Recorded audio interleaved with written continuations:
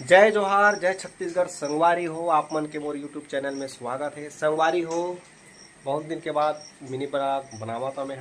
तो संगवारी हो आज हमार घर इडहर सब्जी बनावा थे छत्तीसगढ़ी वाला। देख सका तो आप मन हा, दिखावा तो आप मन ला। ये हरे काट के रखे अभी, और ये साइड अभी एक तलब संगवारी है। अब ये हरे खपूरी रोटी इडहर सब्जी पर देख सकता था। ये भूंजा थे, मसाला बनावा थे, टमाटर वगैरह, ये हल्दी मिर्च डाल चिकासी। आज संगवारी हो देख सकता था। यदि इडहर सब्जी डला गए अब डबके के बाद पूरा बन गई है। ये बन चुके हैं इडहर सब्जी।